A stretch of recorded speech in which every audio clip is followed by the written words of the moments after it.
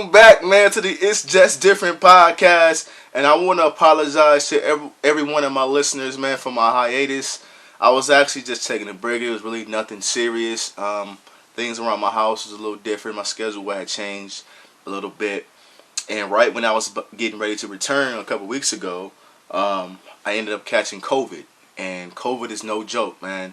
And it put me down. It put me down in a major way. But we made it out of that.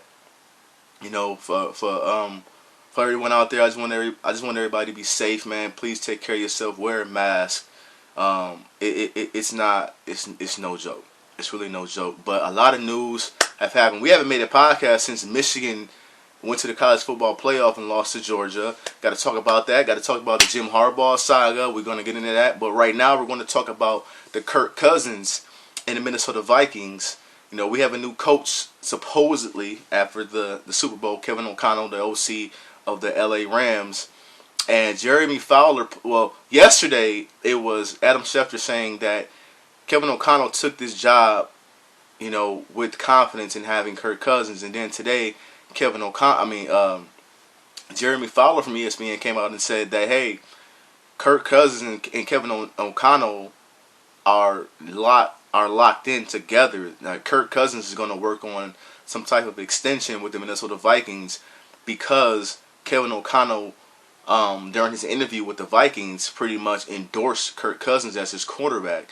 They had time with the Washington Redskins at the time. They had 1 year together. I think he was the quarterback's coach for Kirk Cousins, so he knows Kirk Cousins.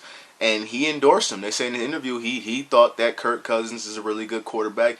But he also wasn't the only coach that they interviewed who said that Kirk Cousins is a quarterback. And it's so funny to me because the people who hate him so much think that he's this really, really bad quarterback when he's actually not.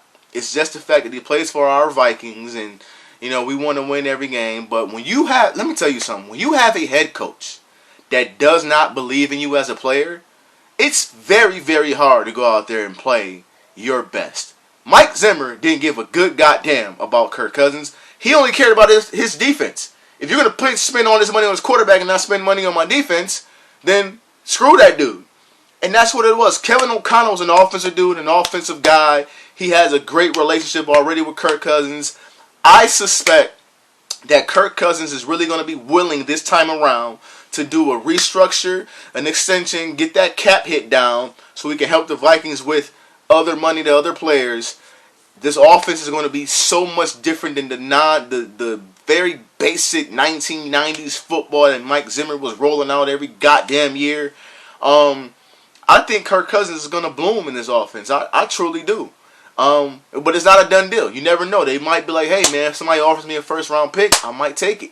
You know, so it's just funny to me because I've always thought this. I've always said, man, if we get an offensive coach, what happens if the coach actually likes Kirk?